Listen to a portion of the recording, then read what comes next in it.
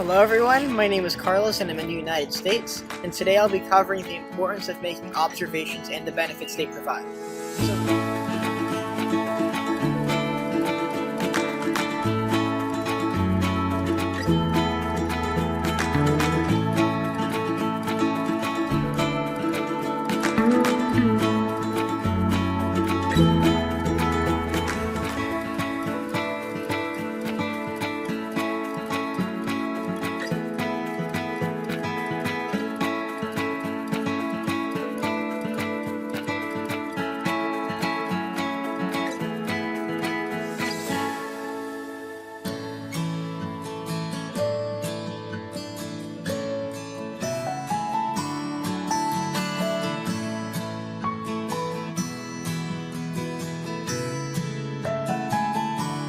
So basically, the textbook definition of what observations are is essentially the active collection of information or recording of data from a source that you're meaning to study. So in an experiment, like observations are kind of like the building ground for how to perform an experiment, because first you have to have like your hypothesis, then you have your observations, and then you kind of use those observations to help guide your experiment and help support your claims. So basically, there's two types of ways to collect observations or data. So that's quantitative data, which is numerical. So basically it's like definite, that's like concrete evidence, concrete data.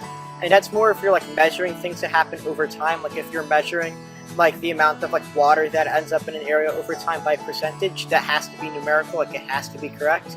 Because if you're showing it to a scientist, for example, like a lot of these experiments can actually make real world change, so you have to be correct, and for every claim you need to have evidence for it.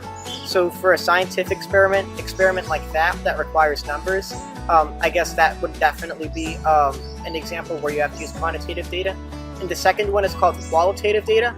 So like that uses tactics such as interviews, texts, and what the researchers' reactions were of like what was observed. So, for example, that could be used for surveys or interviews. Like, if you're studying the amount of people that go to like a certain supermarket, you'll like interview people, and you're like, oh, why do you go to this supermarket? Or, oh, why don't you go to this supermarket? So it's kind of like actually interviewing people and getting like actual human input rather than being like numerical. So while it's not like as official as quantitative, since it's not as accurate, like this is also another way, like a more of an informal way to collect data and do experiments.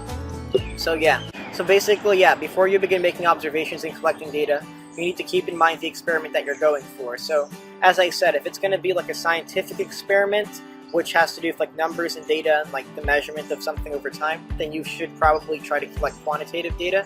But as I said, if it's more of like a survey and you're trying to get human input, that's more of like qualitative data. Or if it's like you're doing a private experiment and you're kind of like reflecting on what you thought throughout the trials, then you could also use qualitative, because you have to use your own, like what you thought about it. So for those of you that don't know, you can actually, to collect data and perform experiments, there's the free Globe Cloud Observer app. And I actually talked about that in my previous vlog. And basically, like, you collect cloud data and you send it to NASA scientists, and it helps support their experiments. So that's like a perfect example of collecting observations and data, because first off, you're collecting cloud observations, right? Like, hence it's in the name.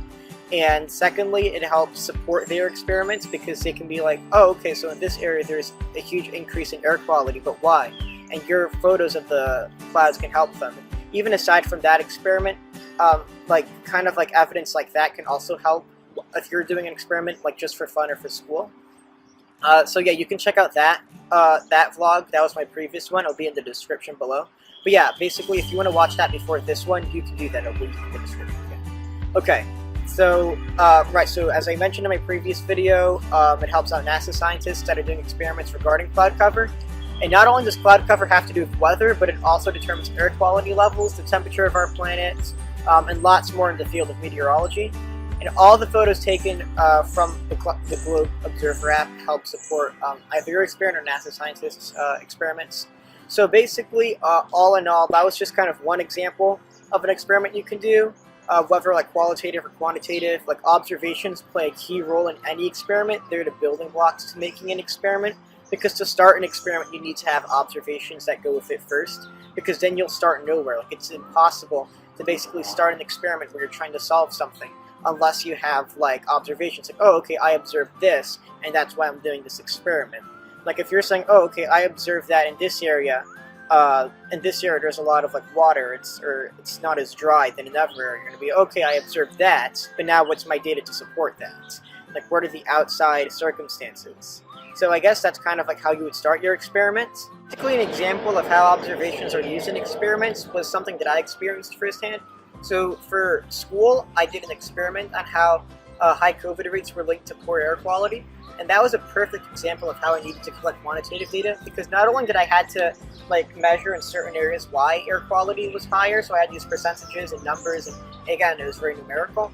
But I'd also kind of implemented qualitative data at the same time, because there were some portions in my experiment where there were people and they would say, oh, okay, this poor air quality is coming from like this factory or this delivery depot. And it was kind of not only taken like the science portion of it, but also like the human aspect of it.